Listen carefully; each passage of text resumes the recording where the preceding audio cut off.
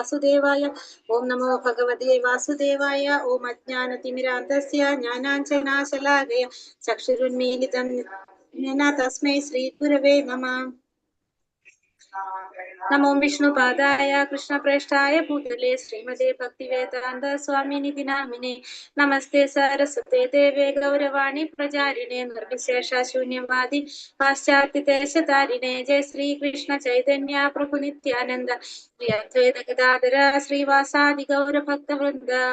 ഹരേ കൃഷ്ണ കൃഷ്ണ കൃഷ്ണ ഹരേ ഹരേ ഹരേ രാമ ഹരേ രാമ രാമ രാമ ഹരേ ഹരേ. ഹരേ കൃഷ്ണ. ഹരേ Krishna. Govinda temple ISKCON ബാംഗ്ലൂരിന്റെ Bhagavad Gita ക്ലാസ്സിലേക്ക് എല്ലാവർക്കും സ്വാഗതം. അധ്യായം 14 ഭൗതിക പ്രകൃതിയുടെ ത്രിഗുണങ്ങളെ.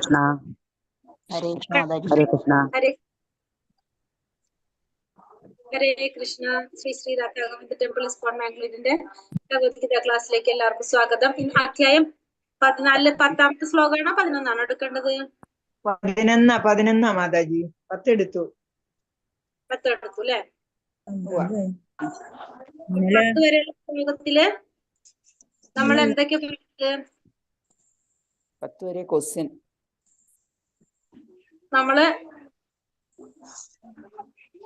എന്താ പറഞ്ഞത്? ഈ അധ്യായത്തിൽ എന്തിനെ കുറിച്ചാ പറയുന്നത്? ത്രിഗുണങ്ങളെ പറ്റി. ഗുണങ്ങളെ കുറിച്ചാണ് സത്വഗുണത്തിന്റെ കാര്യങ്ങളാണ് പറഞ്ഞതില്ല. സത്വഗുണത്തിലുള്ളവർ എങ്ങനെയായിരിക്കും, രജോ ഗുണത്തിലുള്ളവരുടെ സ്വഭാവം എങ്ങനെയായിരിക്കും, തമോ ഗുണത്തിലുള്ളവരുടെ സ്വഭാവം എങ്ങനെയായിരിക്കും അല്ലെ? ഇനി നമുക്ക് 11ാമത്തെ ശ്ലോകത്തിലേക്ക് കടക്കാം. 11ാമത്തെ ശ്ലോകത്തില് ഹരേ കൃഷ്ണ. സർവദ്വാരേഷു ദേഹേസ്മിൻ പ്രകാശം ഉപജായതേ ജ്ഞാനം യഥാ തഥാ വിദ്യാത് വിവൃതം സത്വമിത്യുത. ശരീരത്തിന്റെ എല്ലാ ദ്വാരങ്ങളും ജ്ഞാനത്താൽ പ്രകാശിതമാകുമ്പോൾ സത്വഗുണത്തിന്റെ പ്രഭാവം അനുഭവപ്പെടുന്നു. അപ്പൊ ശരീരത്തിന്റെ എല്ലാ ദ്വാരങ്ങളും ജ്ഞാനം കൊണ്ട് പ്രകാശിതമാകുമ്പോൾ എന്താണ്? സത്വഗുണം നമുക്കവിടെ അനുഭവപ്പെടാണ് ചെയ്യുന്നത്. അപ്പൊ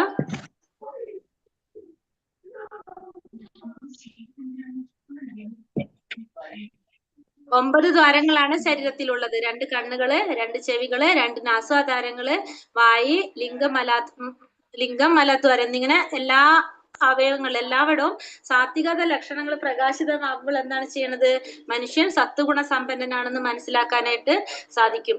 കാര്യങ്ങളെല്ലാം ശരിയായ രീതിയിൽ കാണാനും കേൾക്കാനും അനുഭവിക്കാനും അവർക്ക് കഴിയും. ആന്തരികമായിട്ടും ബാഹ്യമായിട്ടും അവരെങ്ങനെയായിരിക്കും? അവര് പരിശുദ്ധരായിരിക്കും. ഇതാണ് സത്വഗുണത്തിലുള്ള അവസ്ഥ. സന്തുഷ്ടിയുടെ ലക്ഷണമാണ് നമ്മൾ ഈ പറയുന്നത്. അപ്പൊ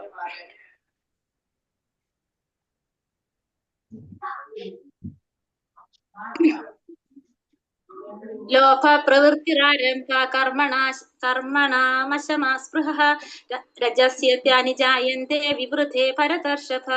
ഹേ ഭാരത ശ്രേഷ്ഠ, രജോ ഗുണം വർദ്ധിക്കുമ്പോൾ അതിയായ ആസക്തി, ഫലോദിഷ്ടമായ പ്രവർത്തനം, കഠിനമായ പ്രയത്നം, അടക്കാനാവാത്ത ആഗ്രഹം, മോഹാവേശം എന്നീ ലക്ഷണങ്ങൾ ഉണ്ടാകുന്നു. ഇപ്പോ രജോ ഗുണം വർദ്ധിക്കുമ്പോൾ എന്താണ്? അതിയായ ആസക്തി ഉണ്ടാകുന്നു. നമ്മൾ പറഞ്ഞു രജോ ഗുണത്തിലുള്ളവർക്ക് എന്താണ്? രജോ ഗുണത്തിലുള്ളവർക്ക് ആസക്തി കൂടുതലായിരിക്കും. അമിതമായിട്ടുള്ള ആഗ്രഹങ്ങൾ കൂടുതലായിരിക്കും രജോ ഗുണത്തിലുള്ളവർക്ക്. അപ്പൊ അവർക്ക് സ്വാഭാവികമായിട്ടും എന്താണ്? ആസക്തി ഉണ്ടാകും എല്ലാ കാര്യങ്ങളിലും.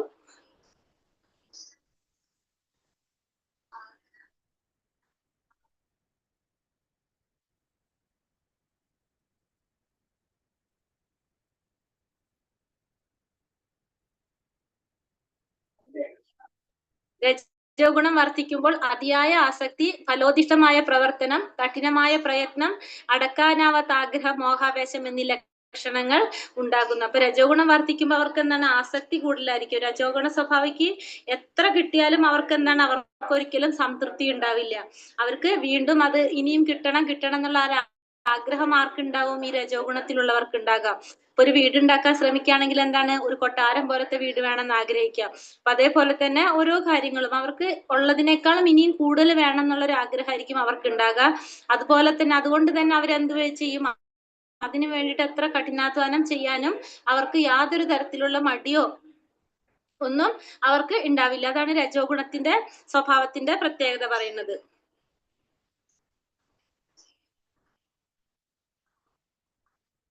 അപ്രകാശോ പ്രവൃത്തിശ്ച പ്രമാദോ മോഹ ഏവ ച താമസ്യേതാനി ചായന്തെ വിവൃതേ കുരുനന്ദന. കുരുനന്ദന, തമോ ഗുണം വളരുമ്പോൾ തേജസ്സില്ലായ്മ, അകർമ്മണ്യത, പ്രമാദം, വ്യാമോഹം എന്നിവ പ്രകടമാകുന്നു. അപ്പോ തമോ ഗുണം വർദ്ധിക്കുമ്പോൾ എന്താ പറഞ്ഞത്? തമോ ഗുണം വളരുമ്പോൾ എന്താണ്? തേജസ്സില്ലായ്മ, അകർമ്മണ്യത, പ്രമാദം, വ്യാമോഹം എന്നിവ പ്രകടമാകുന്നു. തേജസ്സില്ലായ്മ, അകർമ്മണ്യത, പ്രമാദം, വ്യാമോഹം, ഇതാണ് എന്തിന്റെ ലക്ഷണം വരുന്നത്? തമോ ഗുണം വർദ്ധിക്കുന്നതിന്റെ ലക്ഷണം. തേജസ് ഉണ്ടാവില്ല, ജ്ഞാനം, അതായത് തേജസ് ഇല്ലെങ്കിൽ അവിടെ എന്തുണ്ടാവില്ല? ജ്ഞാനം ഉണ്ടാവില്ല. തമോ ഗുണം താമസ സ്വഭാവികളുടെ പ്രത്യേകത അപ്പൊ അവരെന്താണ്? അവർ തന്നിഷ്ടം പോലെ ഒരു ഉദ്ദേശവും ഇല്ലാതെ തോന്നിയ പോലെ ജീവിക്കുന്നവരായിരിക്കും. അതായിരിക്കും അവർക്ക് ഇഷ്ടം. അവരെ കൊണ്ട് മറ്റുള്ളവർക്കും ഒരു ഗുണം ഉണ്ടാവില്ല, അവർക്കും ഒരു ഗുണം ഉണ്ടാവില്ല. നമ്മൾ പറഞ്ഞിട്ടുണ്ട്. പിന്നെ അധ്വാനിക്കാനായിട്ട് അവർക്ക് ഒരു താല്പര്യം ഉണ്ടാവില്ല, മടിയന്മാരായിരിക്കും പൊതുവെ അവര്. പിന്നെ അവര് ബോധാവസ്ഥയിലാണെങ്കിലും അവരെന്താണ്? അവര് കർമ്മങ്ങളൊന്നും ചെയ്യണം എന്നൊന്നും ആഗ്രഹിക്കാതെ, അകർമ്മണ്യത, കർമ്മങ്ങൾ ചെയ്യണം എന്ന് അവർക്ക് യാതൊരു ആഗ്രഹം ഉണ്ടാവില്ല. പിന്നെ പ്രമാദം, അവർക്ക് ഉന്മാദമായിരിക്കും, അവര് മടിയന്മാരായിരിക്കും, ആലസ്യമായിരിക്കും. ഇതൊക്കെയാണ് എന്തിന്റെ ലക്ഷണം? തമോ ഗുണത്തിലുള്ളവരിൽ കാണുന്ന പ്രത്യേകതകൾ, അല്ലെങ്കിൽ അവരിൽ ഉണ്ടാവുന്ന ലക്ഷണങ്ങൾ, സ്വഭാവത്തില്. യഥാ സത്വ പ്രവൃത്തേത്തു പ്രളയം യാതി ദേഹഭൃത് തദോത്തമാവിതാം ലോക നമലാൻ പ്രതിപദ്യതേ. സാത്വികർ മരിക്കുമ്പോൾ ഋഷിമാരുടെ നിർമ്മലങ്ങളായ ഉത്കൃഷ്ട ലോകങ്ങളിലെത്തുന്നു. സാത്വികർ മരണപ്പെടുമ്പോൾ എന്താണ്? അവര് ഋഷിവര്യന്മാരുടെ അല്ലെങ്കിൽ നിർമ്മലങ്ങളായ ഉത്കൃഷ്ട ലോകങ്ങളിലേക്കാണ് ആര് പോകുന്നത്? സാത്വികർ പോകുന്നത്. അതായത് നമുക്കറിയാം, നമുക്ക് 14 ലോകങ്ങളിൽ, 14 ലോകങ്ങളില് ഏറ്റവും മോളിലാണ് എന്ത് പറഞ്ഞത്? ഉത്കൃഷ്ട ലോകങ്ങൾ. നമ്മളെ ഭൂമിക്ക് മോളിലുള്ള ലോകങ്ങളല്ലേ ഉത്കൃഷ്ട ലോകങ്ങളില്. ഫസ്റ്റ് വരുന്ന ലോകം ഏതാണ്? ബ്രഹ്മലോകം അല്ലെ? ബ്രഹ്മലോകം അല്ലെങ്കിൽ സത്യലോകം. സത്യലോകത്തിൽ നിന്ന് ഇങ്ങനെ താഴോട്ട് വന്നിട്ട് 7ാമത്തെ ലോകമാണ് നമ്മളുടെ ഭൂലോകം വരുന്നത്. അപ്പൊ ഇതിനു മുകളിലുള്ള ലോകങ്ങൾ, ഉത്കൃഷ്ട ലോകങ്ങളിലേക്കാണ് സാത്വികർ മരിക്കുമ്പോൾ പോകുന്നത്. ഒന്നില്ലെങ്കിൽ ഋഷിവര്യന്മാരുടെ ലോകങ്ങളിലേക്ക്, അല്ലെങ്കിൽ ഉത്കൃഷ്ടമായിട്ടുള്ള ലോകങ്ങളിലേക്കാണ് ആര് പോകുന്നത്? സാത്വികർ മരണപ്പെടുമ്പോ പോകുന്നത്. അവര് ഉയർന്ന ലോകങ്ങളിലേക്കായിരിക്കും പോകുന്നത്. രജസി പ്രളയം ഗത്വാ കർമ്മ സംഖ്യഷു ജായതേ തഥാ പ്രലീനസ്തമസി മൂഢയോനീഷു ജായതേ. രജോ ഗുണത്തോടെയാണ് മരിക്കുന്നതെങ്കിൽ ഫലം ഉദ്ദേശിച്ച് കർമ്മങ്ങൾ ചെയ്യുന്നവർക്കിടയിൽ ജനിക്കും. തമോ ഗുണത്തോടെ മരിക്കുന്നവരാകട്ടെ മൃഗങ്ങളായിട്ടാണ് പിറക്കുക. അപ്പൊ രജോ ഗുണത്തോടെയാണ് മരിക്കുന്നതെങ്കിലോ അവര് ഫലം ഉദ്ദേശിച്ച് കർമ്മങ്ങൾ ചെയ്യുന്നവർക്കിടയിൽ മരിക്കും, അവിടെ ജനിക്കുന്നവരാണ്. അപ്പൊ ഫലം ഉദ്ദേശിച്ച് കർമ്മങ്ങൾ ചെയ്യുന്നവർക്കിടയിലാണ് ആര് ജനിക്കുന്നത്? രജോ ഗുണത്തിൽ മരിക്കുന്നവര് ജനിക്കുന്നത്. ഫലം ഉദ്ദേശിച്ച് കർമ്മം ചെയ്യുന്നവർക്കിടയിലാണ് രജോ ഗുണത്തിലുള്ളവര് ജനിക്കുന്നത്. തമോ ഗുണത്തിലുള്ളവര് മൃഗങ്ങളായിട്ടായിരിക്കും പിറക്കേണ്ടി വരുന്നത്.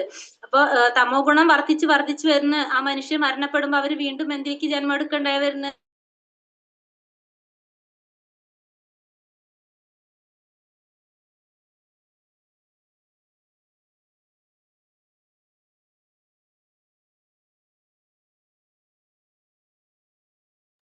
ഹരേഷ്ണ മാതാജി കേൾക്കുന്നില്ലല്ലോ. എനിക്കായിട്ടാണ്.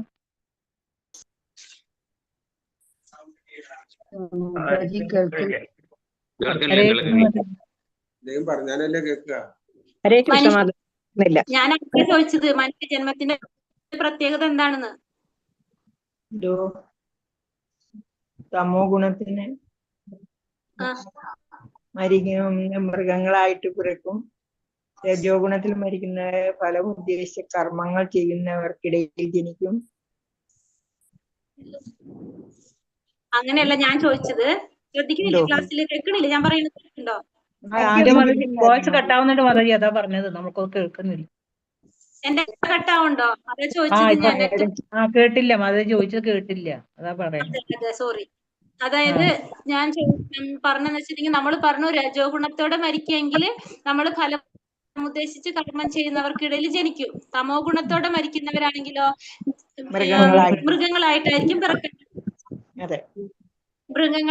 പിറക്കേണ്ടത്. അപ്പോ നമ്മളൊരു മനുഷ്യനായിട്ട് ജന്മം എടുത്തിട്ടും വീണ്ടും നമ്മള് മൃഗമായിട്ട് ജന്മം എടുക്കേണ്ടതായിട്ട് വരാണ് ചെയ്യുന്നത്, അല്ലെ? അപ്പൊ മനുഷ്യ ജന്മത്തിന്റെ പ്രത്യേകത എന്താണ്? ശരിക്കും നമ്മൾ ശരിക്കും ഒരു മനുഷ്യനായിട്ട് ജന്മം എടുത്തിട്ട് വീണ്ടും മൃഗങ്ങളായിട്ട് ജന്മം എടുക്കുന്ന, അപ്പൊ ശരിക്കും നമ്മൾ എന്താ പറയണത്? ലാസ്റ്റ് ജന്മമാണ് മനുഷ്യ ജന്മം എടുത്തിട്ടില്ലേ നമ്മളൊക്കെ? അപ്പൊ ഇവിടെ വീണ്ടും മൃഗമായിട്ട് ജന്മം എടുക്കുന്നവർ. അപ്പൊ മനുഷ്യ ജന്മത്തിന്റെ പ്രത്യേകത എന്താണ് ശരിക്കും? അവരുടെ ഞങ്ങളനുസരിച്ചായിരിക്കും വീണ്ടും ജനിക്കുന്നത്. കർമ്മം നമ്മുടെ കർമ്മത്തിനനുസരിച്ചിട്ട്. കർമ്മം നല്ല രീതിയിൽ ജനിക്കാം. അവബോധത്തിൽ ഉറച്ചു നിൽക്കേണ്ടതാണ്.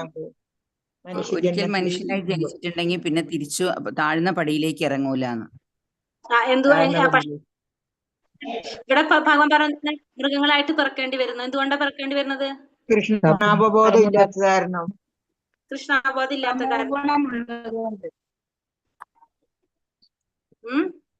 ഗുണത്തിൽ ജീവിക്കുന്നുണ്ട്. മനുഷ്യന്റെ പ്രത്യേകത അതിക്രമിച്ച് മനുഷ്യനായിട്ട് ജീവിക്കുന്നത്. മനുഷ്യനായിട്ട് ജന്മം എടുത്തു കഴിഞ്ഞാൽ നമ്മൾ എന്തിനാണ് നമുക്ക് മനുഷ്യജന്മം കിട്ടുന്നത്? ശരിക്കും നമ്മളുടെ ലാസ്റ്റ് ജന്മമാണ് മനുഷ്യജന്മം എന്ന് പറയാൻ കാരണം എന്താ? മനുഷ്യജന്മത്തിലൂടെ നമ്മള് ഭഗവാനെ പ്രാപിക്കാനായിട്ട് സാധിക്കും. ഭഗവാന് എന്താ പറയാ, ഭഗവാനെ ആരാധിക്കാനും നമുക്ക് ഏത് ജന്മത്തിലേ സാധിക്കുള്ളൂ? മനുഷ്യജന്മത്തിൽ മാത്രമേ സാധിക്കൂ. ആ ജന്മം നമുക്ക് കിട്ടിയിട്ട് നമ്മളത് ചെയ്യാതെ വരുമ്പോഴാണ് നമുക്ക് എന്ത് വേണ്ടി വരുന്നത്? നമ്മൾ വീണ്ടും താഴ്ന്ന യോനിയിൽ വന്നിട്ട് ജന്മം എടുക്കേണ്ടി വരുന്നത്. അപ്പൊ നമ്മളുടെ ലാസ്റ്റ് ജന്മം എന്തായി മാറണം? വീണ്ടും നമ്മള് ആ സർക്കിളിൽ വീണ്ടും മൃഗങ്ങളായിട്ട് ജന്മം എടുക്കേണ്ടി വരും. പിന്നെ നമ്മള് വീണ്ടും മനുഷ്യനായിട്ട് ജന്മം എടുക്കും. പക്ഷെ ഈ മനുഷ്യനായിട്ട് ജന്മം എടുത്തിട്ടും മൃഗങ്ങളും മനുഷ്യനും തമ്മിലുള്ള ഒരു വ്യത്യാസം എന്താണ്? മൃഗങ്ങൾക്ക് ഭഗവാൻ ആരാധിക്കാൻ പറ്റില്ല.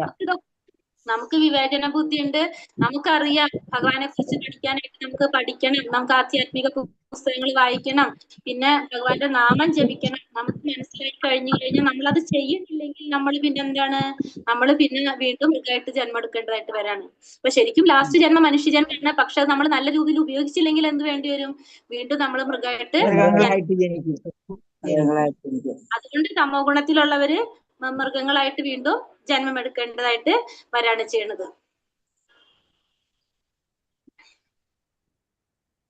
കർമ്മണ സുകൃത സാഹു സ്യാത്തികം നിർമ്മലം ഫലം രാജസസ്തു ഫലം ദുഃഖം അജ്ഞാനം തമസാ ഫലം.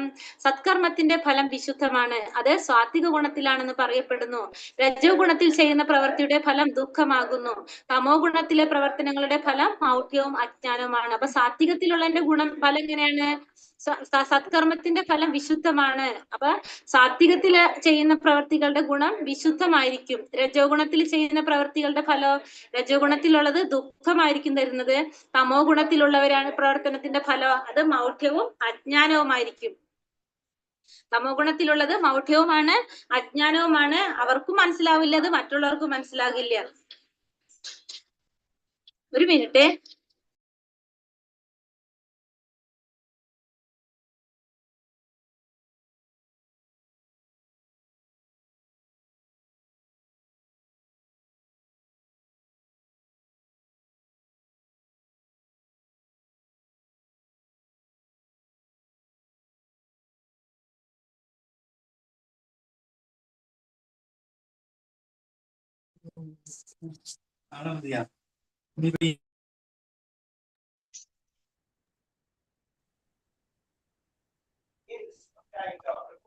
സത്കർമ്മത്തിന്റെ ഫലം എന്താണ്? വിശുദ്ധമാണ്.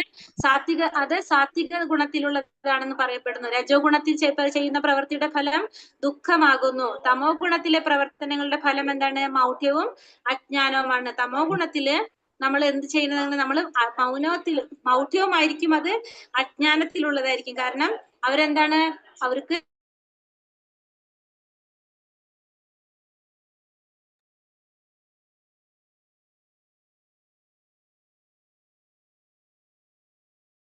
മാതാജി പറയുന്ന കേൾക്കുന്നില്ല.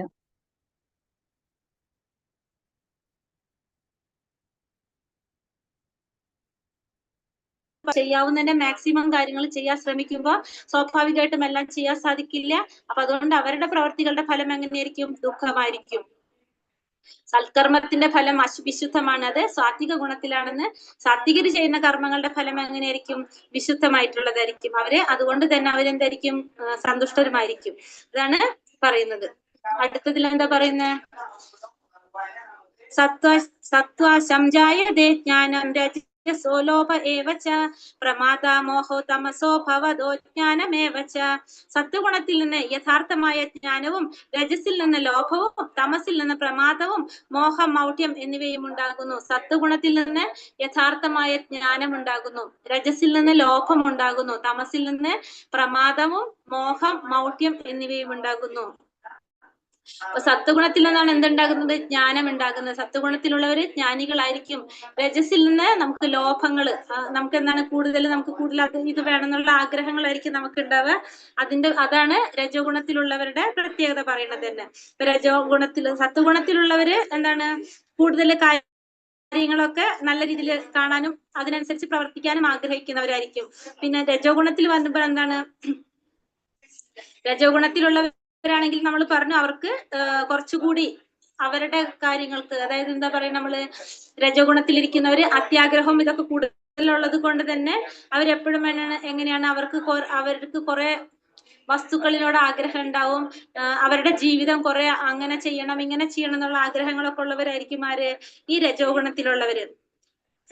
മറ്റേ തമോ ഗുണത്തിലുള്ളവരാണെങ്കിലോ അവര് മൃഗപ്രായരായിരിക്കുന്നവർ. അവര് കാര്യങ്ങളൊന്നും സ്പഷ്ടമായിട്ട് കാണാൻ തന്നെ മനസ്സിലാക്കാനും ആഗ്രഹിക്കാത്തവരും ചെയ്യാൻ അറിയാത്തവരുമായിരിക്കും ആര്?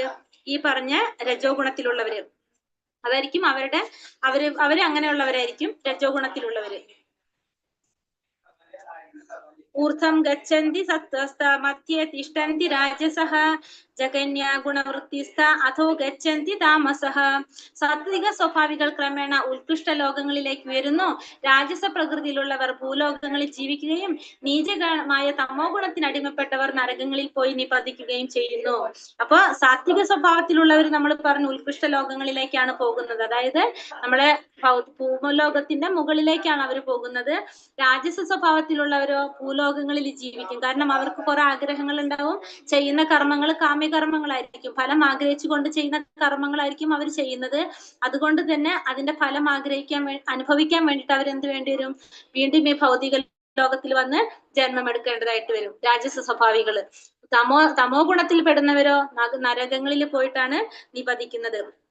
അവര് നരകങ്ങളിൽ പോയിട്ട് ആണ് ജീവിക്കേണ്ടി വരുന്നത്. ആര്? ഈ തമോ ഗുണത്തിലുള്ളവര് നീചരാണ്. അത് അധമമായ തമോ ഗുണം എന്ന് വെച്ചിട്ടുണ്ടെങ്കിൽ നീച ഗുണത്തിനാണ് പറയുന്നത്.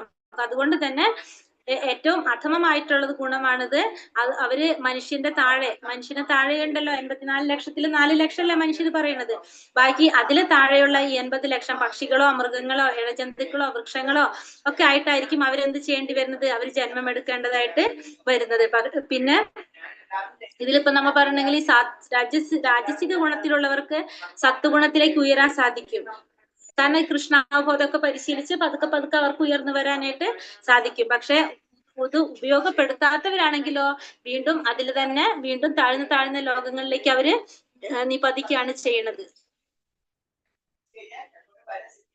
നാന്യം ഗുണേഭ്യ കർത്താരം യഥാ ഭ്രഷ്ടാനുപശ്യതി ഗുണേഭ്യശ്ച പരം വേത്തി മദ്ഭാവം സോധിഗച്ഛതി. യാതൊരു കർമ്മത്തിനും പ്രകൃതിയുടെ ഈ ത്രിഗുണങ്ങളല്ലാതെ വേറെ കർത്താവില്ലെന്ന് ശരിയായി മനസ്സിലാക്കുകയും ഗുണാതീതനായ ഭഗവാൻ അറിയുകയും ചെയ്തവൻ എന്റെ ആധ്യാത്മിക പ്രകൃതിയെ പ്രാപിക്കുന്നു. അപ്പൊ യാതൊരുവിധ കർമ്മത്തിനും പ്രകൃതിയുടെ ഈ ത്രിഗുണങ്ങളല്ലാതെ വേറെ കർത്താവില്ലെന്ന് ശരിയായി മനസ്സിലാക്കുകയും ഗുണാതീതനായ ഭഗവാനെ അറിയുകയും ചെയ്യുന്നവൻ എന്റെ ആധ്യാത്മിക പ്രകൃതിയെ പ്രാപിക്കുന്നു. അപ്പൊ യാതൊരു കർമ്മത്തിനും പ്രകൃതിയുടെ ഈ ത്രിഗുണങ്ങളല്ലാതെ വേറെ കർത്താവില്ലെന്നും ശരിയായി മനസ്സിലാക്കുകയും ഗുണാതീതനായ ഭഗവാനെ അറിയുകയും ചെയ്യുന്നവൻ എന്റെ ആധ്യാത്മിക പ്രകൃതിയെ പ്രാപിക്കുന്നതാണ്. അപ്പൊ നമ്മൾ ചെയ്യുന്ന ഓരോ കർമ്മത്തിനും ആരാണ്? ഭൗതിക പ്രകൃതിയുടെ ത്രിഗുണങ്ങളല്ലാതെ വേറൊരു കർത്താവില്ല. കാരണം നമ്മൾ പറഞ്ഞു എല്ലാ പ്രവർത്തനങ്ങളും നടക്കുന്നതിന്റെ ബേസിലാണ്, ഭൗതിക പ്രകൃതിയുടെ ത്രിഗുണങ്ങളുടെ അടിസ്ഥാനത്തിലാണ്. ഏത് ഗുണമാണോ നമ്മളിൽ മുന്നിൽ നിൽക്കുന്നത് അതനുസരിച്ചാണ് നമ്മൾ ഓരോ കർമ്മങ്ങളും ചെയ്യുന്നത്. ഇത് ശരിയായ രീതിയിൽ മനസ്സിലാക്കുക. ഗുണാതീതനായ ഭഗവാനെ അറിയുക. ചെയ്യുന്നവൻ എന്താണ്? ആധ്യാത്മിക പ്രകൃതിയെ പ്രാപിക്കാനായിട്ട് സാധിക്കും.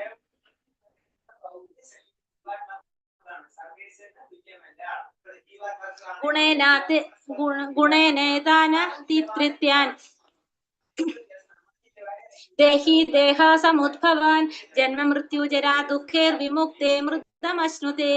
ശരീര സംബന്ധികളായ ഈ മൂന്ന് ഗുണങ്ങളെയും അതിക്രമിക്കാൻ സാധിച്ചാൽ ശരീരസ്ഥനായ ജീവനെ ജനനം, മരണം, വാർദ്ധക്യം മുതലായ ക്ലേശങ്ങളിൽ നിന്ന് മുക്തനായി ഈ ജീവിതത്തിൽ തന്നെ അമൃത് ആസ്വദിക്കാൻ സാധിക്കും. അപ്പൊ ശരീര സംബന്ധികളായ ഈ മൂന്ന് ഗുണങ്ങളെയും അതിക്രമിക്കാൻ സാധിച്ചു കഴിഞ്ഞാല് ശരീരസ്ഥനായ ജീവന് ജനനം, മരണം, വാർദ്ധക്യം മുതലായ ക്ലേശങ്ങളിൽ നിന്ന് മുക്തനായി ഈ ജീവിതത്തിൽ തന്നെ അമൃത് ആസ്വദിക്കാനായിട്ട് സാധിക്കും. ശരീര സംബന്ധികളായ ഈ മൂന്ന് ഗുണങ്ങളെയും അതിക്രമിക്കാൻ സാധിച്ചു കഴിഞ്ഞാൽ ശരീരസ്ഥനായ ജീവന് ജനനം, മരണം, വാർദ്ധക്യം മുതലായ ക്ലേശങ്ങളിൽ നിന്ന് മുക്തനായി ഈ ജീവിതത്തിൽ തന്നെ അമൃതം ആസ്വദിക്കാം. ഇവിടെ പറഞ്ഞ ശരീരസ്ഥനായിട്ടുള്ള ഈ മൂന്ന് ഗുണങ്ങൾ ഏതൊക്കെയാണ്? സത്വഗുണം, രജോഗുണം, തമോ ഗുണം.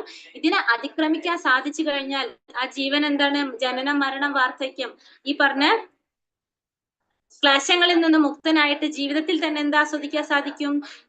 അമൃത് ആസ്വദിക്കാനായിട്ട് സാധിക്കും. അപ്പൊ നമ്മൾ എന്തിനാണ് മറികടക്കേണ്ടത്? ഈ ത്രിഗുണങ്ങളെയാണ് മറികടക്കേണ്ടത്.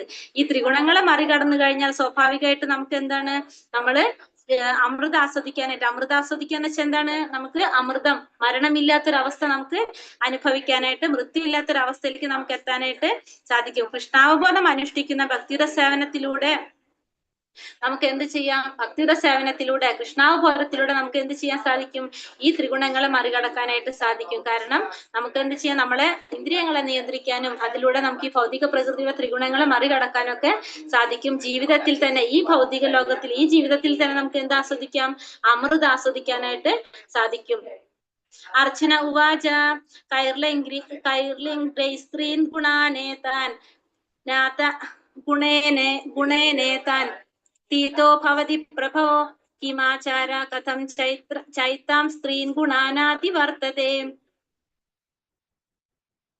അർജുനൻ ചോദിച്ചു, പ്രഭോ, ത്രിഗുണങ്ങളെ അതിക്രമിച്ച വ്യക്തിയുടെ ലക്ഷണങ്ങൾ എന്തെല്ലാം? എങ്ങനെയായിരിക്കും അദ്ദേഹത്തിന്റെ പെരുമാറ്റം? അയാൾ എങ്ങനെ ഈ പ്രകൃതിയുടെ ത്രിഗുണങ്ങളെ അതിക്രമിക്കുന്നു? അപ്പൊ എന്താണ് ചോദിച്ചത്? ഈ ത്രിഗുണങ്ങളെ അതിക്രമിച്ച വ്യക്തിയുടെ ലക്ഷണങ്ങൾ എന്തൊക്കെയാണ്? എങ്ങനെയായിരിക്കും അദ്ദേഹത്തിന്റെ പെരുമാറ്റം? അയാൾ എങ്ങനെയാണ് ഈ പ്രകൃതിയുടെ ത്രിഗുണങ്ങളെ അതിക്രമിച്ചിരിക്കുക? അപ്പൊ അർജുനൻ ചോദിച്ച 3 ചോദ്യങ്ങളാണ്. എന്തൊക്കെയാണ് ഈ ത്രിഗുണങ്ങള് അതിക്രമിച്ച ഒരു വ്യക്തിയുടെ ലക്ഷണങ്ങൾ എന്തൊക്കെയാണ്? അദ്ദേഹത്തിന്റെ പെരുമാറ്റം എങ്ങനെയായിരിക്കും? എങ്ങനെയാണ് ഈ ത്രിഗുണങ്ങളെ അതിക്രമിക്കാനായിട്ട് സാധിച്ചത്? ഇങ്ങനെ 3 കാര്യങ്ങളാണ് ആര് ചോദിക്കുന്നത്? അർജുനൻ ഭഗവാനോട് ചോദിക്കുന്നത്.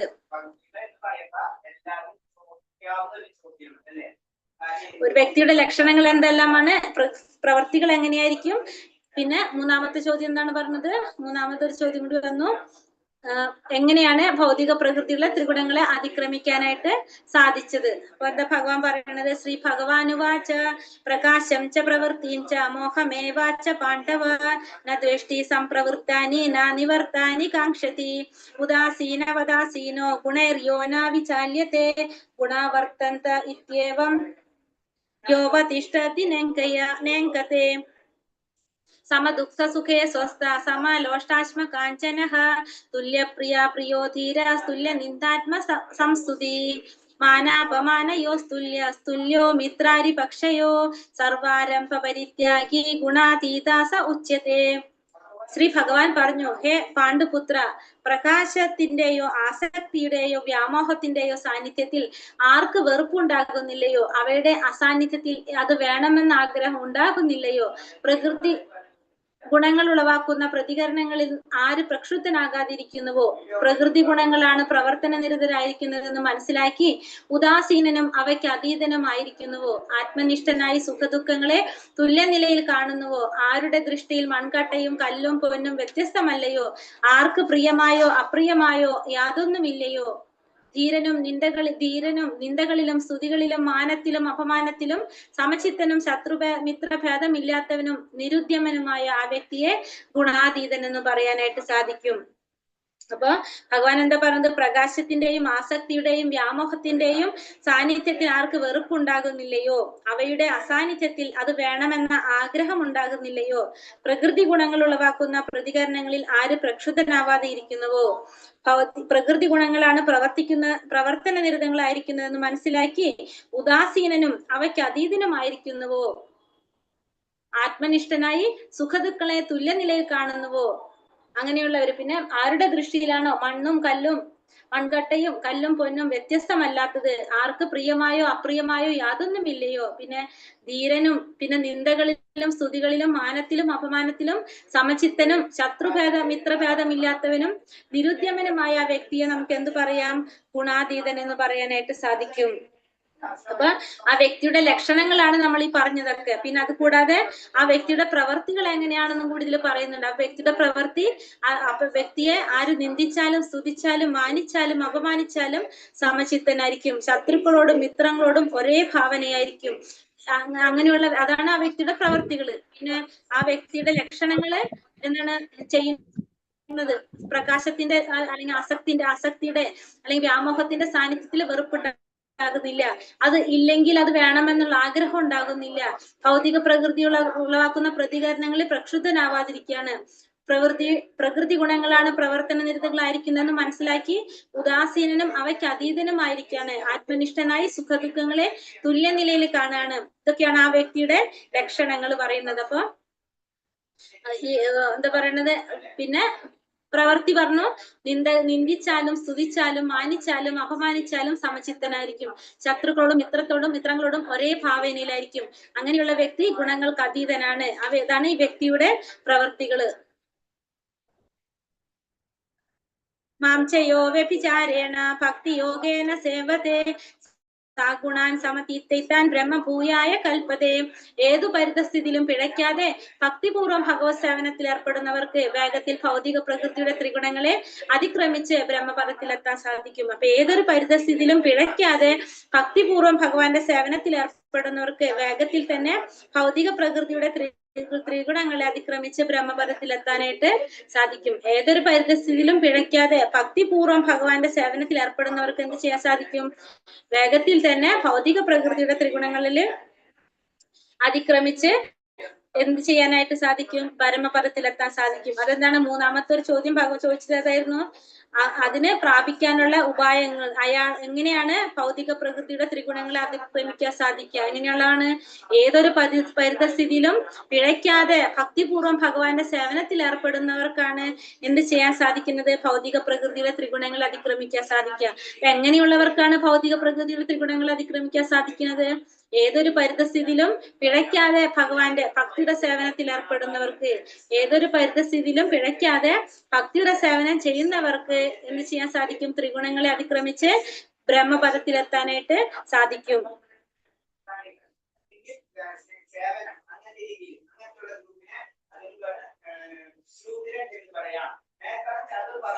ബ്രഹ്മണോ ഹി പ്രതിഷ്ഠാഹം അമൃതസ്യ യസ്യ ച ശാശ്വതസ്യ ച ധർമ്മസ്യ സുഖൈസ്യ കാന്തികസ്യ ച. അമൃതവും അക്ഷയവും ശാശ്വതവും ആത്യന്തിക സുഖത്തിന്റെ മൂലസ്ഥാനവുമായ വ്യക്തിശൂന്യ ബ്രഹ്മത്തിന്റെ അടിസ്ഥാനവും ഞാൻ തന്നെ. അമൃതവും അക്ഷയവും ശാശ്വതവും ആത്യന്തിക സുഖത്തിന്റെ മൂലസ്ഥാനവുമായ വ്യക്തിശൂന്യ ബ്രഹ്മത്തിന്റെ അടിസ്ഥാനം ഞാൻ തന്നെയാണ്. അപ്പം അമൃതവും ബ്രഹ്മത്തിന്റെ നൈസർഗികമായിട്ടുള്ള രണ്ട് സ്വഭാവങ്ങളാണ് ഇത്. അമൃതവും അക്ഷയവും. അമൃതവും അക്ഷയത്വവും ആനന്ദവും. അമൃതവും അക്ഷയവും ശാശ്വതവും ആത്യന്തിക സുഖത്തിന്റെ മൂലസ്ഥാനവുമായ വ്യക്തിശൂന്യ ബ്രഹ്മത്തിന്റെ അടിസ്ഥാനവും ആര് തന്നെയാണ്? ഞാൻ തന്നെയാണ് എന്ന് ഭഗവാൻ ഇവിടെ പറയാണ്. അപ്പൊ അതായത് അതീന്ദ്രിയ സാക്ഷാത്കാരത്തിന്റെ ആരംഭമാണ് എന്ത്? ബ്രഹ്മൻ എന്ന് പറയുന്നത്. പരമാത്മാവ് അതിന്റെ മധ്യാവസ്ഥയിലും പിന്നെ പരമപുരുഷനായ ഭഗവാനാണ് അതിന്റെ അന്തിമ സാക്ഷാത്കാരം എന്ന് പറയുന്നത്. അപ്പൊ ഈ ഭൗതിക പ്രകൃതിക്ക് അധീനമായിട്ടുള്ള ജീവസത്ത ആധ്യാത്മിക ജ്ഞാനം വളർത്താൻ തുടങ്ങുമ്പോൾ എവിടേക്ക് എത്താണ്? ഭഗവാന്റെ ആ ബ്രഹ്മത്തിലേക്ക് ഉയർന്ന് ബ്രഹ്മത്തിലേക്ക് എത്തും എന്ന സങ്കല്പത്തിലേക്ക് എത്തിക്കഴിഞ്ഞ് പിന്നെ ആ സാക്ഷാത്കാരത്തിന്റെ ആദ്യ സോപാനമായിട്ട് എവിടേക്ക് എത്തും? ബ്രഹ്മപ്രാപ്തിയിലേക്ക് എത്താണ് ചെയ്യുന്നത്. അതിനുശേഷം എന്തിലേക്ക് എത്താണ്? പിന്നെ പരമസാക്ഷാത്കാരത്തിലേക്ക് എത്തും. പരമാത്മ സാക്ഷാത്കാരത്തിൽ നിന്ന് പിന്നെ ഭഗവത് സാക്ഷാത്കാരത്തിലേക്ക് ക്രമേണ ഉയരാനായിട്ട് സാധിക്കും. അപ്പൊ ഭക്തിയുടെ സേവനത്തില് ഈ പറഞ്ഞ ബ്രഹ്മസാക്ഷാത്കാരവും ശാശ്വതവുമാണ്, അക്ഷയത്വം ഉൾക്കൊള്ളുന്നതുമാണ്. ബ്രഹ്മസാക്ഷാത്കാരത്തില് മുഴുകിയിരിക്കുന്ന ഭക്തിയുടെ സേവനത്തിൽ മുഴുകിയിരിക്കുന്ന ഭക്തന് ഇവയ്ക്കെല്ലാം എല്ലാതും അവർക്ക് സിദ്ധിക്കാനായിട്ട് സാധിക്കും. അത് പ്രകൃത്യ ബ്രഹ്മം തന്നെയാണെങ്കിലും ജീവസത്തയ്ക്ക് ഭൗതിക ലോകത്തെ കീഴടക്കാമെന്ന് കീഴടക്കണമെന്ന് ആഗ്രഹമുണ്ട്. ഇതാണ് ആര് അധപതനത്തിന് കാരണം? ഈ ജീവാത്മാവിന്റെ അധപതനത്തിന് കാരണം ഈ ജീവസത്ത പ്രകൃതിയുടെ ത്രിഗുണങ്ങൾക്ക് അതീതമാണ്. ഭൗതിക പ്രകൃതിയോടെ സമ്പർക്കത്തിൽ വരുമ്പോ എന്ത് ചെയ്യുന്നത്?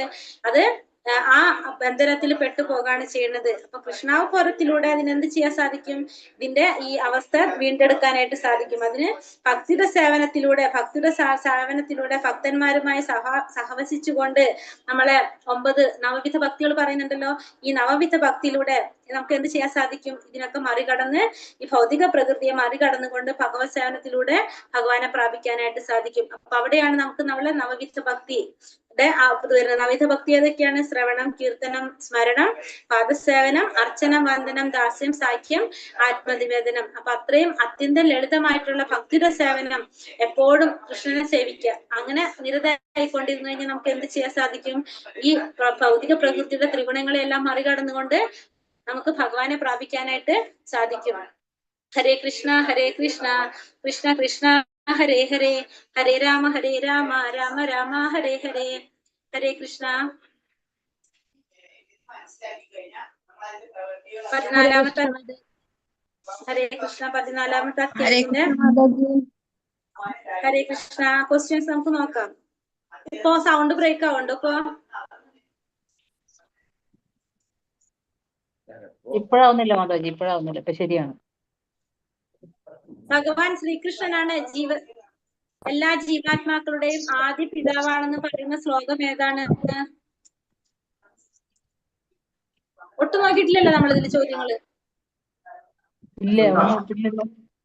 ചോദ്യം ഇട്ടില്ലല്ലോ. ചോദ്യം ഇട്ടല്ലോ.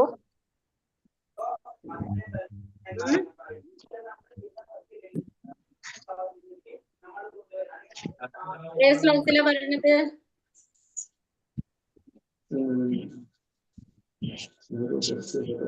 നാലാമത്തെ ശ്ലോകത്തിലാണ് മാതാജി.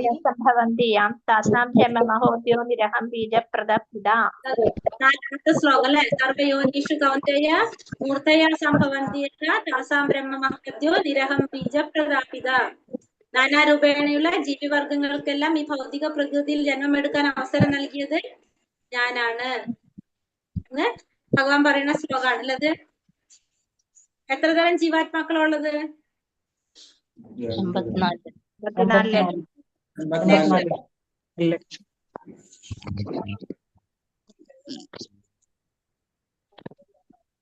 എത്രയാ മാതാജി? 80 ലക്ഷം. 84. 7 ലക്ഷം ജീവഗണങ്ങള്, ജീവാത്മാക്കള്. മാതാജി എന്ത് കേട്ടുന്നില്ലേ? 84 ലക്ഷം ദശലക്ഷം ജീവാത്മാക്കൾ. ദശലക്ഷം ഇല്ലേ? അപ്പൊ 84 ലക്ഷം.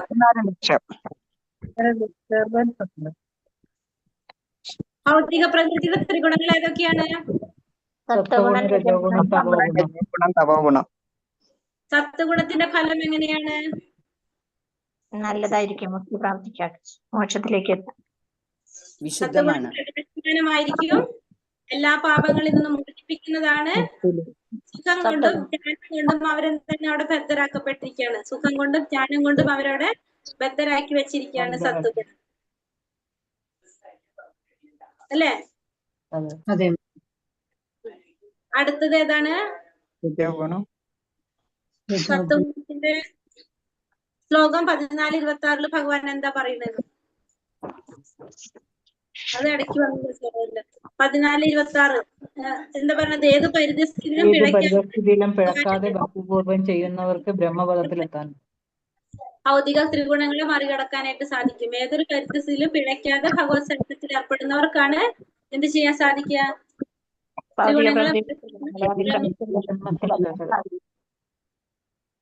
താമസ ലക്ഷണങ്ങൾ എന്തൊക്കെയാണ്?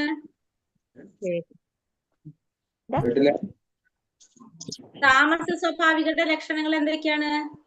അജ്ഞാനം, അലസത, അതൊക്കെയാണ് ആരുടെ ലക്ഷണം? താമസ സ്വഭാവികളുടെ ലക്ഷണം. താമസ സ്വഭാവികള് നിത്യം, പിന്നെ അകർമ്മണ്യത്വം, കർമ്മം ചെയ്യാനൊന്നും അവർക്ക് ഇഷ്ടം ഉണ്ടാവില്ല, അലസന്മാരായിരിക്കും, സത്വഗുണത്തിന്റെ നേരെ ഓപ്പോസിറ്റ് ആണ് എന്ത് പറയണത്? ഈ തമോ ഗുണം പറയണത് അല്ലെ, താമസിക ഗുണം പറയണത്. അപ്പൊ അവര് തന്നിഷ്ടം പോലെ പ്രവർത്തിക്കുന്നവരാണ്, അജ്ഞാനികളാണ്.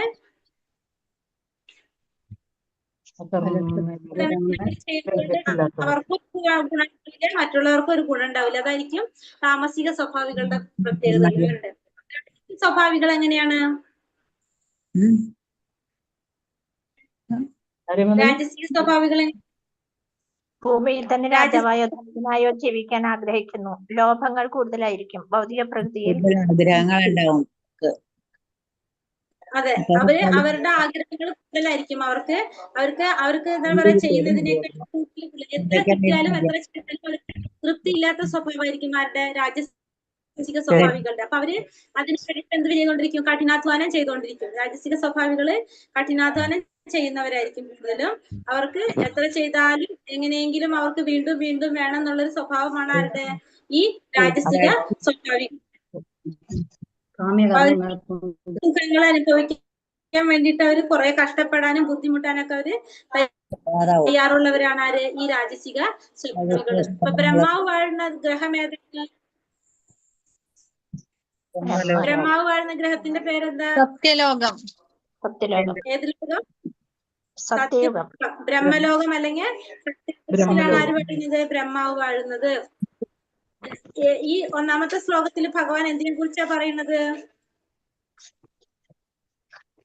നമ്മളെ ഏതിനെ കുറിച്ചാ പറഞ്ഞത്? ഏതൊക്കെ അറിഞ്ഞുകൊണ്ടാണ് ഋഷികൾ പരിപൂർണത നേടിയിട്ടുള്ളതെന്നാ ചോദിച്ചത്. അപ്പൊ എന്തിനെ കുറിച്ച് അവിടെ പറയുന്നത്? ത്രിഗുണങ്ങളെ പറ്റി. പരമജ്ഞാനത്തെ പറ്റി. ഈ അധ്യായത്തിൽ ഏതിനെ കുറിച്ച്? ത്രിഗുണങ്ങളെ കുറിച്ചാണ് ഈ അധ്യായത്തിൽ പറയുന്നത്. ത്രിഗുണങ്ങളെ കുറിച്ചാണ് ഇവിടെ പറയുന്നത്. എല്ലാ ആൻസറും കിട്ടുന്നതല്ലത്. അത് നിങ്ങള് ചോദ്യം ഇട്ട് തരുന്നുണ്ട്. ചോദ്യം ഇടത്തില്ലേ? അത് നമ്മൾ വൈബ്രേഷൻ വരുന്നുണ്ട്. ചോദ്യം ഇന്ന് ഞാൻ ക്വസ്റ്റ്യൻ തന്നിട്ടില്ല മാതാജി. ഇട്ടിട്ടുണ്ട് മാതാജി, ഇട്ടിട്ടുണ്ട്, ഇപ്പൊ ഇട്ടിട്ടുണ്ട്. ക്വസ്റ്റ്യൻ തന്നിട്ടുണ്ട്. ആരും കണ്ടിട്ടില്ല, അതാണ് ഞാൻ ചോദിച്ചതെന്നറിയാലോ.